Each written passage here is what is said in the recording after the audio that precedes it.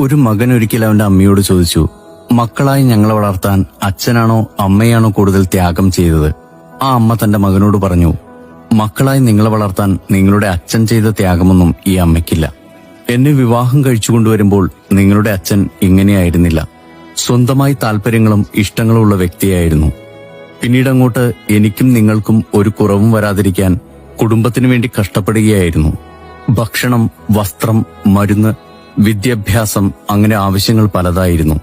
അച്ഛന്റെ വിയർപ്പാണ് ഞാനും നിങ്ങളും ഈ കുടുംബവും. ആ മകൻ ഇതേ ചോദ്യം അവന്റെ അച്ഛനോടും ചോദിച്ചു. അച്ഛന്റെ മറുപടി മറ്റൊന്നായിരുന്നു. നിങ്ങളുടെ അമ്മയുടെ ത്യാഗം അത് എത്രയെന്ന് പോലും അളക്കാൻ കഴിഞ്ഞിട്ടില്ല. നിങ്ങളെ വളർത്തി വലുതാക്കാൻ അവൾ സഹിച്ചതൊന്നും എനിക്കറിയാൻ കഴിഞ്ഞിട്ടില്ല, എന്നെ അറിയിച്ചിട്ടുമില്ല.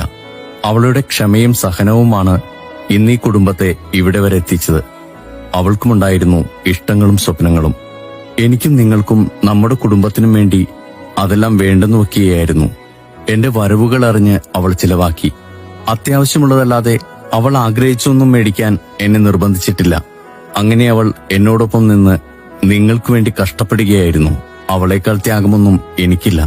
ഇത് കേട്ട മകൻ സഹോദരങ്ങളോട് പറഞ്ഞു, അച്ഛന്റെ ത്യാഗം മനസ്സിലാക്കുന്ന അമ്മയും അമ്മയുടെ ത്യാഗം മനസ്സിലാക്കുന്ന അച്ഛനും ഇവരുടെ മക്കളാകാൻ കഴിഞ്ഞതല്ലേ നമ്മുടെ ഭാഗ്യം.